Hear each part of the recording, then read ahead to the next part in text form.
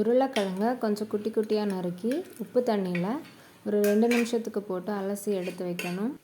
ஒரு உருளைக்கிழங்குனால மிளகாய்த்தூள் 1/4 டீஸ்பூன், மஞ்சத்தூள் கொஞ்சமாக, பெருஞ்சீரகத்தூள் 1/4 டீஸ்பூன், உப்பு தேவையான அளவு போட்டு எல்லாத்தையும் நல்லா மிக்ஸ் பண்ணி எடுக்கணும்.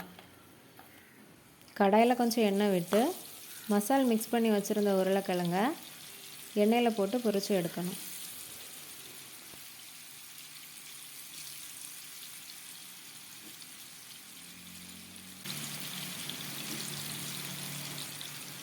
உருளைக்கிழங்கு கொஞ்சம் கலர் மாதிரி வந்ததும் அடுப்பை ஆஃப் பண்ணிடலாம்.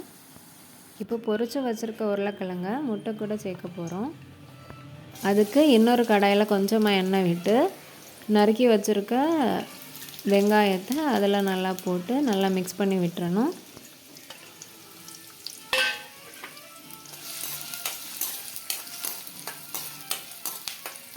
கூடவே கொஞ்சம் கருவேப்பிலையும் சேர்த்து மிக்ஸ் பண்ணிடணும்.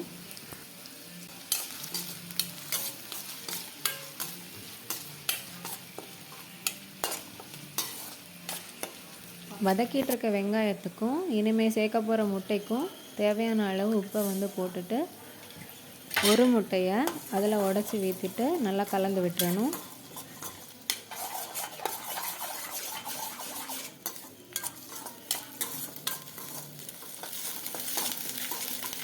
இப்போ ஆல்ரெடி பொரிச்சு வச்சுருந்த உருளைக்கிழங்க அதை கூட போட்டு நல்லா மிக்ஸ் பண்ணி விட்டுறணும்.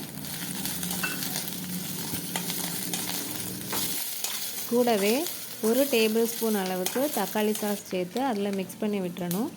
தக்காளி சாஸ் வீட்டில் இல்லைன்னா அதுக்கு பதிலாக வெங்காயம் வதக்கும் போதே ஒரு சின்ன சைஸ் தக்காளியை பொடி பொடியாக நறுக்கி அதையும் அதுக்கு கூட சேர்ந்து வதக்கி எடுத்துடணும். அது கூடவே 5 பானிபூரி எடுத்து பொரித்து வச்சுருக்கேன்.